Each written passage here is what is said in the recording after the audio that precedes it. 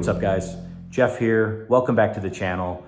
And today I'm doing a part 2 video from a video that I did last week, starting to showcase my top 100 cards of the 1980s. So as far as I know, this set came about when Beckett Baseball Monthly published their January 2019 issue of Beckett Baseball, which is here. And as you can see right there on the cover, it says ranked, the top 80 cards of the 80s. So they have 80 cards ranked in here, and it was compiled by Beckett staff. But it also refers you to their website and gives you an additional 20 cards, making it a clean top 100 cards of the 1980s. So last week in my video, I showed cards 100 through 76. And if you watch that video, you know why I'm doing this set and how I'm doing this set. And if you didn't watch last week's video and you're curious, you can always go back. But if you don't care and you just want to see some cards, then in another minute or two, you'll be seeing some cards. So today I'm going to showcase cards 75 through 51. They're all right here. And all I'm going to do is show the card. I'm going to read the excerpt from the book on what it says about the card. And I'll add in any 2 cents that I may have about the card. And that's it. So I'll try to keep it to a minimum. I have a feeling it's still going to be pretty long because showing the cards takes quite a bit of time. But I hope you all enjoy. And so I will turn the camera around now. We'll look at some cards. And then I'll come back later and say goodbye. So enjoy. All right, guys. So kicking us off at number 75 is the 1987 Topps Rafael Palmeiro rookie card. Back before his 3,000 hits and 500 home runs, and back before Rafi's life became complicated, there was this. And that's very true. The very common 1987 Topps cards. This is a beautiful card. I love this card for so many reasons. It's a very inexpensive card, but I love the future stars, how that's presented on this card. I love the colors in that future stars. I love that Rafael Palmeiro was a Chicago Cub in his rookie season. He actually played for the Cubs until 1988, where unfortunately he was traded away. And from what I've read, the reason he was traded was because there was locker room issues between him and Ryne Sandberg. And apparently there was rumors of Rafael Palmeiro and Ryne Sandberg's wife being in some sort of a relationship. But it was unfortunate. He was an all-star in 1988, and then he was traded away and played for many other teams, and he had some monster years. So Cubs could have really used him, for instance, I mean, he had some big home run years. He had a year with 37 home runs. He had 2 years with 38 home runs. He had 3 years where he hit 39 home runs. He hit 43 home runs twice, and he hit 47 home runs twice. And then a bunch of other lesser years. But, I mean, that's 10 years of 37 plus home runs. And he's actually one of only 7 players in MLB history to be a member of both the 500 home run club and the 3,000 hit club. So just a great card, great rookie card of Rafael Palmeiro. Number 74, the 1987 Donruss Barry Larkin number 492 rookie card. Larkin hit .353 in his hometown Reds 4-game sweep of Oakland in the 1990 World Series. 5 years after that, he was named the 1995 NL Most Valuable Player, and in 2012, the Baseball Writers Association of America elected him to the Baseball Hall of Fame. Not a bad career for the kid who attended Cincinnati's Moeller High School, the same school that later graduated Ken Griffey Jr. So this is a great image of Barry Larkin, a young Barry Larkin, just posing for the camera in his Donruss rookie card. And, obviously Hall of Famer, played his entire career with Cincinnati, So I love that. I love when players play their entire careers with one team. He was a 12-time All-Star. He had more career walks than strikeouts. He was a great shortstop, great defensive player. So just a great card all around of a great player at number 74. Number 73, the 1987 Topps Barry Bonds number 320 rookie card. Nobody knew it at the time, but the presses ran day and night for the 1987 Topps baseball. That's okay. It made this card settle into an affordable range so that even when he was on top of the baseball world, kids could still afford this Barry Bonds Topps rookie. And this card, just like the card, the Rafael Palmeiro 2 cards before it, there was millions printed. And this is just a great photo of, the iconic 87 Topps set. It's an inexpensive rookie card, of the quote unquote home run king, right? Or I guess I should say home run king with asterisks. I don't know. But nonetheless, Barry Bonds was a great player for all of his career. And this is just a great card in that 87 Topps set. Number 72, the 1984 Donruss Joe Carter, number 41, rated rookie.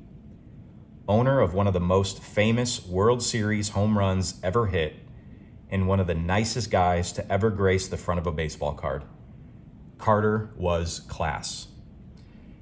And this, just like the Palmeiro, I love also for so many reasons. First off, Joe Carter was a great player and a great person, just like the excerpt from the book said. Second, it's the 84 Donruss set. It's just a beautiful, beautiful set, in my opinion, the best set Donruss has ever had. And, third, like the Palmeiro, he's in a Cubs uniform. So, and it has the rated rookie symbol. So this is I think it was I don't know, actually. Maybe I take that back. I don't know if it was the first rated rookie when they started the rated rookies or not, but it's an early one for sure. And it's just a really, really beautiful card. Obviously, he was known for his World Series home run.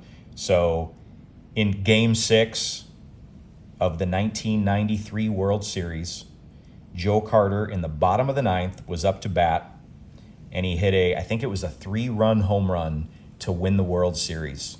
So literally a home run, not just to win the game, but to win the entire World Series. And if you look up that home run, I'm sure most of you have seen it, but for anybody that hasn't seen it, if you look up that home run, it's got to be one of the greatest calls that was ever called on a home run, or right up there with them. And what the announcer, I think his name was Tom Cheek, what he said as Joe was basically rounding third base, he said, "Touch 'em all, Joe. You'll never hit a bigger home run in your life." And when you watch that clip and you watch Joe Carter run around the bases and, cheering and jumping up and down, it could bring tears of joy to your eyes. It's just a great moment in baseball history, and a great card of a great player. Number 72. Number 71, the 1984 Nestle Don Mattingly, number 8.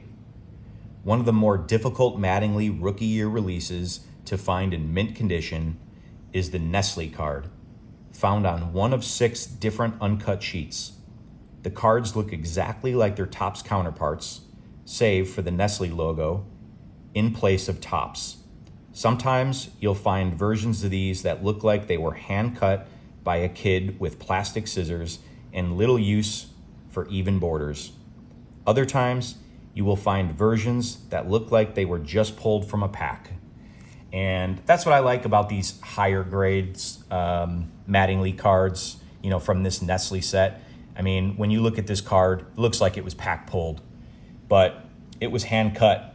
And so you know, everybody loves 84 Mattingly cards. And, you know, the Topps is just an iconic card. And I just love how they have multiple variations of that Topps card. So they have the Topps, they have this Nestle, you know, they have an OPC, and then you can also get the Tiffany. So it's pretty cool that you can have 4 different of the same looking cards in this 84 set, or the 84 Mattingly, but it's 4 different cards. So it's the OG rainbow, I guess you would call it. But nonetheless, a great card, number 71. Number 70, the 1982 Fleer, Cal Ripken Jr., number 176 rookie card. A Ripken Jr. rookie card for the frugal shopper. And that's literally all they say about it. This is one of 3 Cal Ripken Jr. rookie cards. He does have a 4th card in 1982, which is his Topps traded, not technically a rookie card, but probably the most, definitely the most expensive or probably sought after of the 82 cards. But, you know, I think this 82 Fleer and his 82 Donruss are very comparatively priced. I feel like this isn't necessarily any cheaper than the 82 Donruss, but I could be wrong. But still, I mean, it's an 82 Cal Ripken Jr. rookie card. So, awesome card at number 70. Number 69, the 1987 Donruss opening day, number 163A, Barry Bonds Error of Johnny Ray. Produce an opening day box set, they said. It's easy to do, they said. Meanwhile, this might be the only time Johnny Ray was ever mistaken for Barry Bonds. And so this is definitely the most expensive card that I've purchased from any of the 80s cards that I have. As all of you probably know, this card came out in the 1987 Donruss opening day set. So you'd buy the factory set. It came in a package with, I think it was 4 little bricks of cards that were wrapped. And I don't know how they did it or really the story behind it, but at some point early on, they thought Johnny Ray was Barry Bonds. And so this is the image of Johnny Ray, and they slabbed it with the Barry Bonds name tag at the bottom. And then at some point they realized that it was not Barry Bonds, and so they corrected it. So there's 2 versions of this card. There's the corrected version, the Barry Bonds card, and then there's this error of Johnny Ray. And, you know, I'm actually surprised it's as expensive as it is for an error card, but it is what it is. You know, I knew about this card for a long time. I've wanted this card for a long time. I didn't necessarily want to put the money out to get it, but it was my birthday last year, and I wanted to pick something up, and I was kind of working on a deal with somebody off eBay for this, and we agreed to a price, and so I pulled the trigger, and I ended up purchasing it.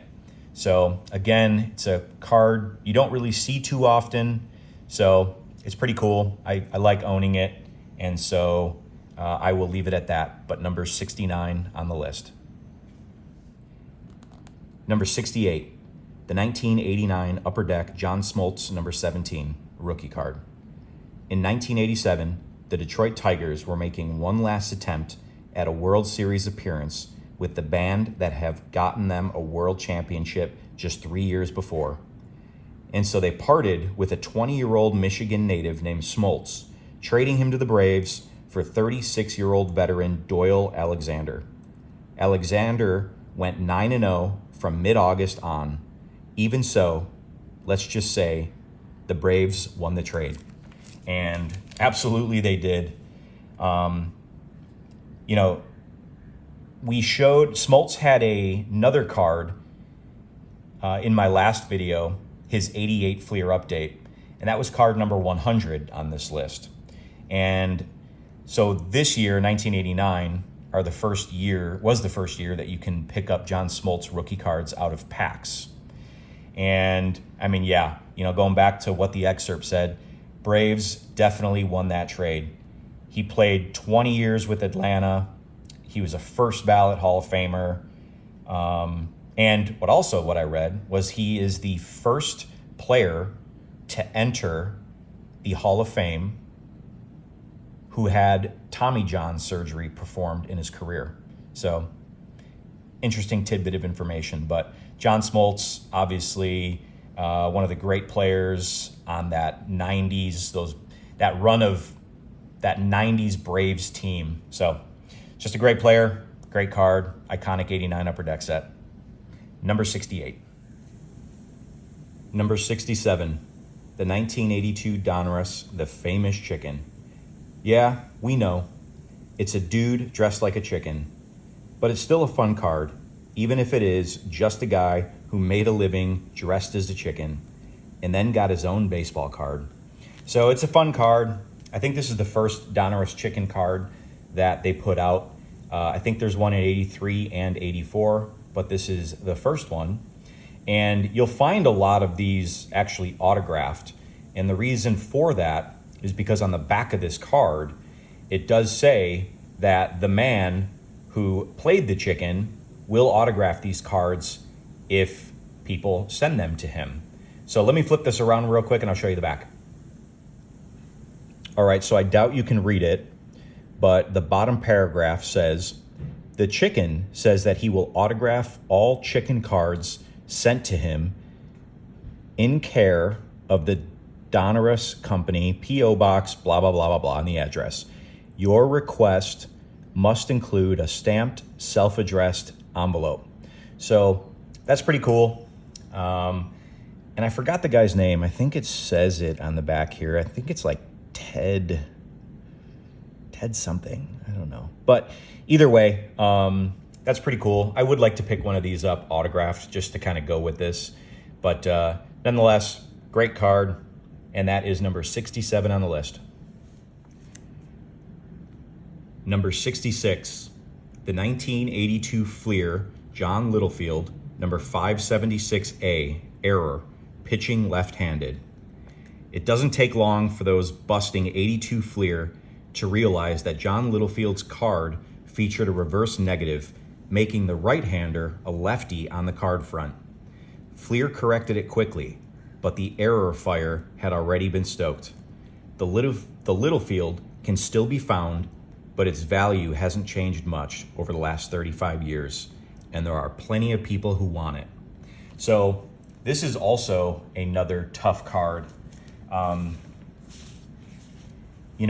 In order for me to get this, again, there's a lot more, I'm sure, PSA graded, but in order for me to find this and to get it in an SGC 8.5 or higher, it would have been really, really tough.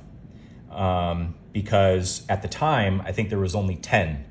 So what I did is I ended up finding a PSA 9. I bought the PSA 9. I submitted it to SGC for a crossover. And surprisingly, it came back a 9.5. And so this 9.5 is the highest graded of this card out there in an SGC holder, of course. I'm sure maybe there are PSA 10s, but so I was actually excited to get that, of course, which a lot of you probably would think, oh, that's pretty standard, right? PSA, in my opinion, and I think a lot of others' opinions, is one of the hardest graders. And, for me, I sent a lot of stuff in for crossover, not a lot, but, there's probably maybe 5 or 10 cards I had to cross over from PSA to SGC to do this whole set in SGCs. And honestly, most of them went down a half a grade. A bunch of PSA 9s came back SGC 8.5s. And I don't care. For me, the value probably went down, sure, all that stuff, but I don't care. I'm doing this for my collection, and I wanted all of them to be uniform. So I was really surprised when this came back in 9.5, when it was a PSA 9. and was probably one of the better cards for that to happen to.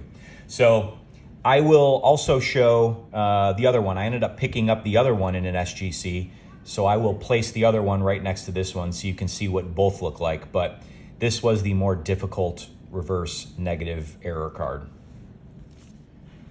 And there you go. So you can see what the corrected version looks like on the right. So that's the 82 Fleer John Littlefield, and then the error, which is part of this top 100 cards or base cards of the 1980s set, is on the left. Number 65, the 1987 Fleer Update Gregg Maddux U68 extended rookie card. There wasn't a lot to get excited about when the 1987 Fleer Update sets arrived, outside of the first Fleer card of AL Rookie of the Year, Mark McGwire. Oh, there were some highlights, such as Steve Carlton looking uncomfortable in a Cleveland Indians uniform.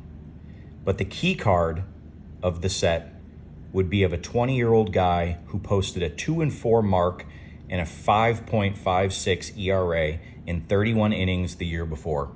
So great card here, Gregg Maddux, rookie card. You know, obviously in the Cubs uniform, which I love, kind of the matching blue Fleer design.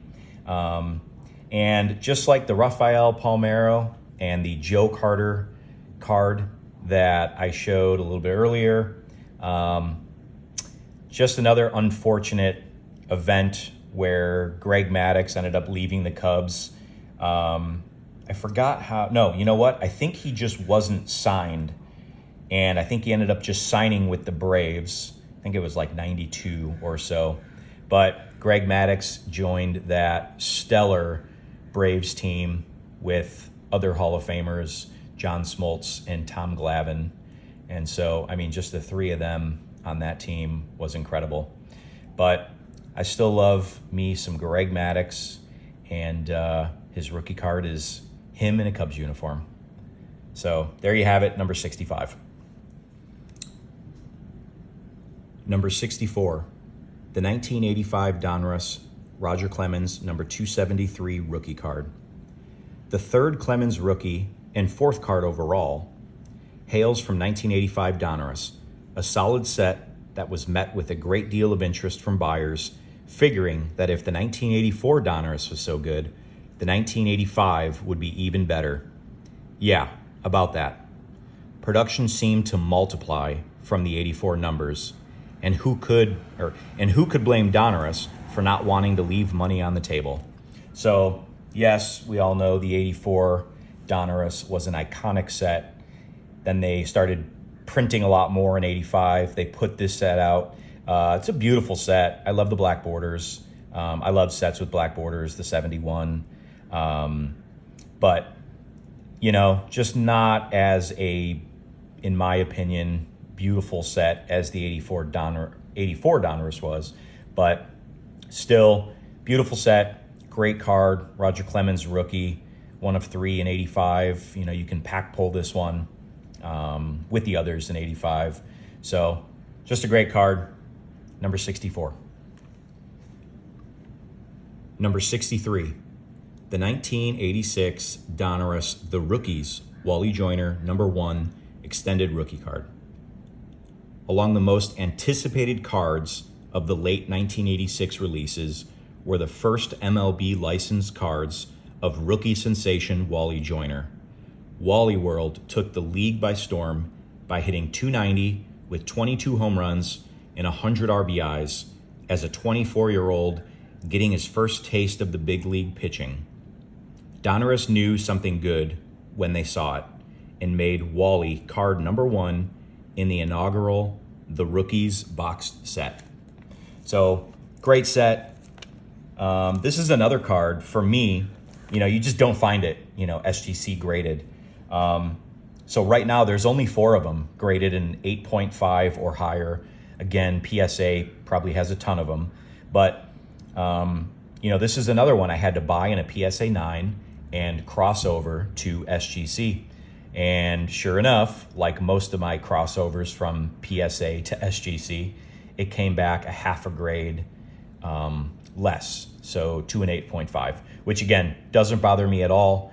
That's why I was buying PSA 9s just in case, they brought it down a half a grade or so. And so I'm super happy with these in 8.5s. So awesome card. Wally Joyner obviously had a stellar rookie year and kind of fizzled off from there. But great card. Card number 63. Number 62, the 1988 Topps Tom Glavine, number 779 rookie card. At the time this card was pulled from packs of 1988 Topps, Glavine was en route to a 17-loss season as a rookie. Nobody, seriously, nobody could have seen 305 wins and a Hall of Fame in his future. But 3 years after this rookie was released, the left-hander won the first of his 2 Cy Young awards and went on to earn a plaque in Cooperstown. So I didn't know that about Glavine's rookie season, but I think that happens with a lot of guys. Obviously, they don't start as great as the rest of their career is for them. But Tom Glavine, again, like the Gregg Maddux we just saw a few cards ago, that rookie bunch, or I'm sorry, the pitching bunch in the 90s on that Braves team was just incredible. So, he played 16 years with Atlanta. He went to the Mets for another 5 years, and then he went back to Atlanta to finish out his career one last season. So I like when guys do that, when they go back to their team, that they're going to go into the Hall of Fame or into Cooperstown with. I don't always like when it's just I'm going to sign a one-day contract with this team. I would prefer to see, that player going back, playing another year, kind of a farewell tour, if you will. But Tom Glavine, great pitcher. Card number 62. Number 61, the 1989 Bowman Ken Griffey Jr. number 220 rookie card. The Tiffany version ranks high on our list due to a modest print run of 6,000 sets, but this regular non-Tiffany rookie still ranks here because it's Griffey. Topps introduced the Bowman line. Remember, Topps purchased Bowman, or the Bowman name, in the mid-1950s with this oversized set in 1989. Oversized cards don't fit in traditional sheets and are as popular as a gassy dog on a long car ride. So I was not a fan of this card when it first came out. Not necessarily this card, but I very much disliked the 1989 Bowman as a kid. I mean, I hated how they were bigger than the other cards. They didn't fit into your pages. They didn't fit into top loaders. I didn't like any of that, I guess. I didn't realize at the time, being a kid, I've never seen an early Bowman card or even Topps card when they were oversized, but I didn't realize it was a throwback to that. And so I remember at the time always just wondering, why are these cards so big? Why'd they do that? So, but anyways, I appreciate them now, especially this one. Obviously, Ken Griffey Jr., great player. And so this is number 61 on the list.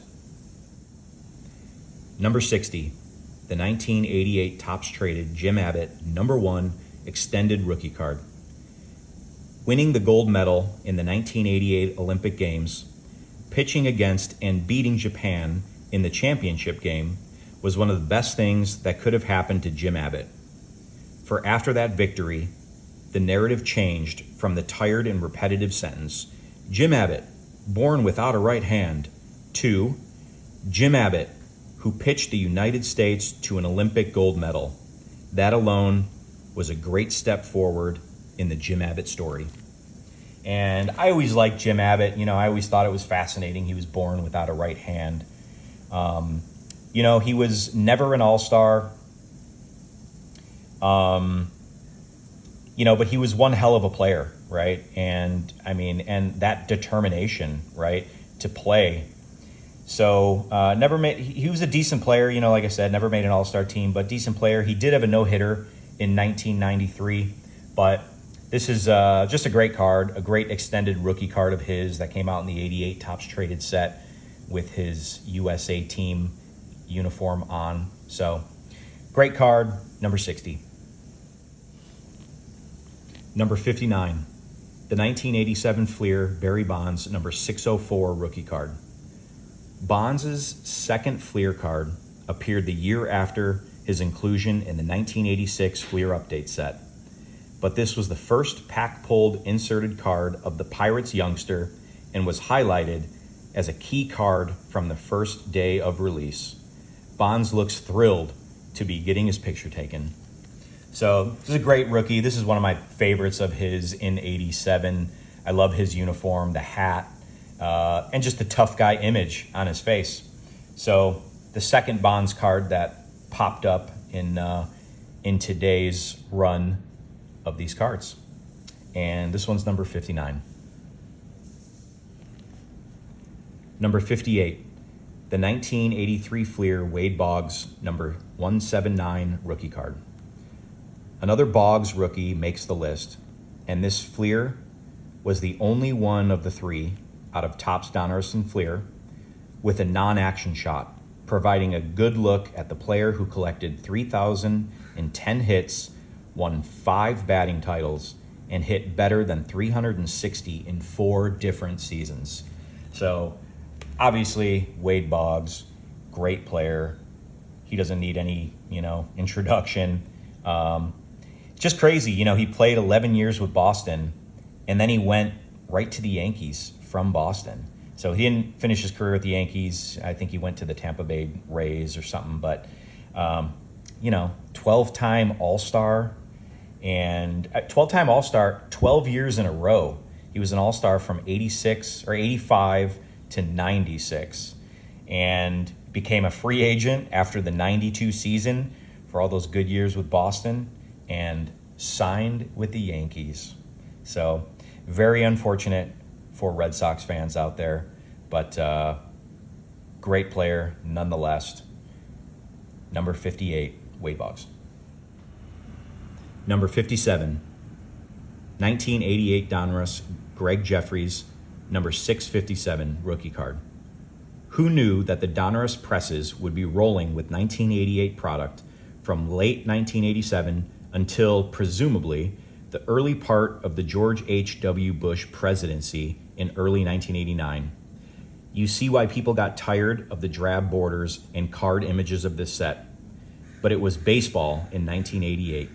So buy it we did, mostly looking for the highly touted Mets prospect who looked like the kid who sat near the back of your social studies class. So Gregg Jefferies is another one who really hot start to his career. Actually, I don't even know. I don't know if it was a hot start to his career or if he was just a high touted prospect, but either way, didn't really pan out. And like some other of the cards that I have and I've mentioned, there's only 4 of these in an 8.5 or higher. And again, I'm not saying it's an expensive card or anything like that. It's actually just a card people probably say, why would I send that in for grading?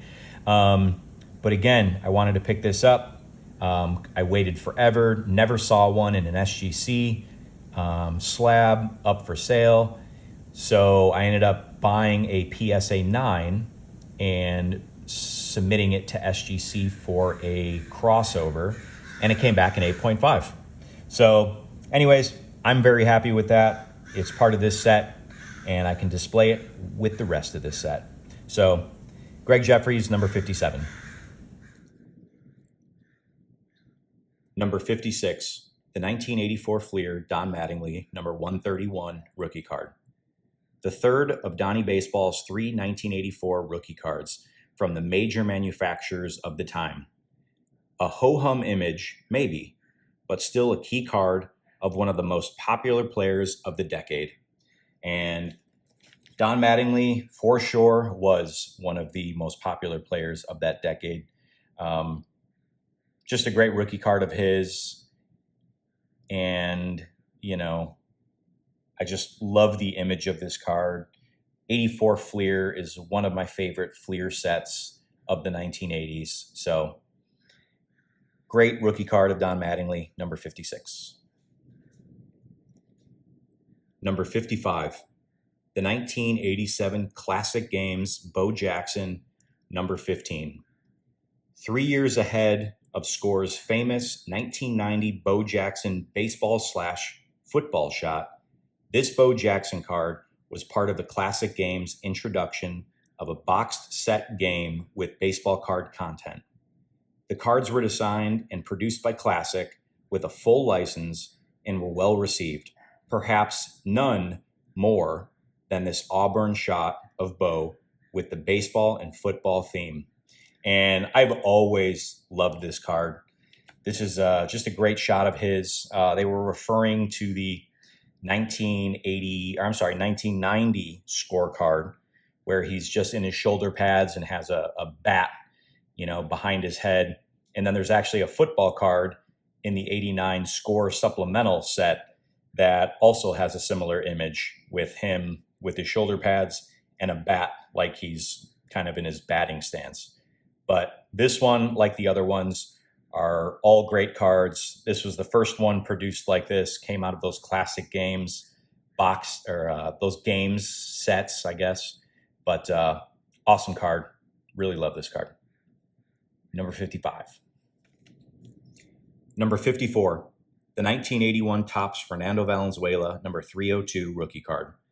Fernando's 1981 Topps traded appears elsewhere on this list, but this is Valenzuela's actual Topps rookie, and one of just 2 cards available from PAX the year he won the NL Cy Young Award and the NL Rookie of the Year Award.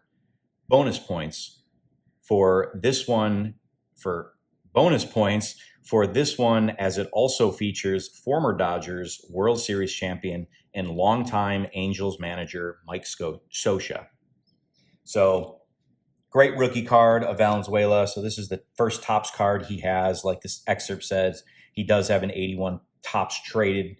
That comes later.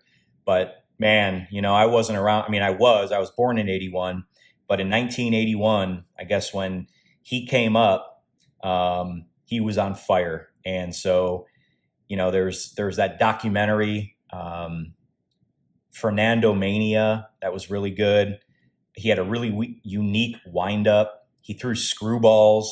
I think he won his first 8 games, I believe. And 5 of those 8 games were shutouts. So he had a great season that year. Like the excerpt said, he ended up winning the Cy Young and the Rookie of the Year that same season. So awesome card, number 54.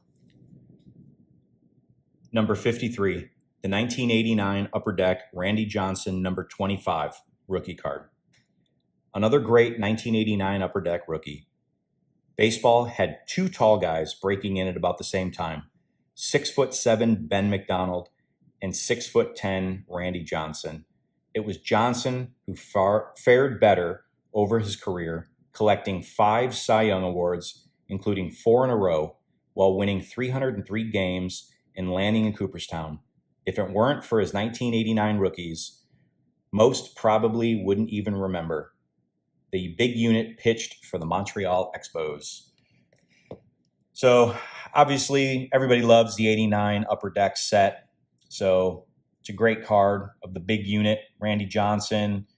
Crazy career stats, 303 wins, only 166 losses, 3.29 ERA. He had 4,875 strikeouts, like the excerpt said, 5-time Cy Young winner, 10-time All-Star, and started his career with Montreal, but was traded to Seattle in 1989. But my favorite rookie card of Randy Johnson is Upper Deck, and that's number 53 on the list.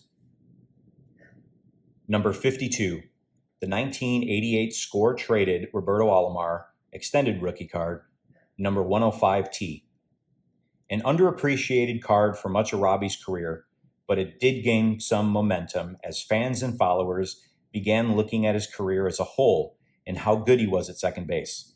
He won 10 Gold Glove awards, batted an even 300 over 17 years, and finished less than 300 hits shy of 3,000.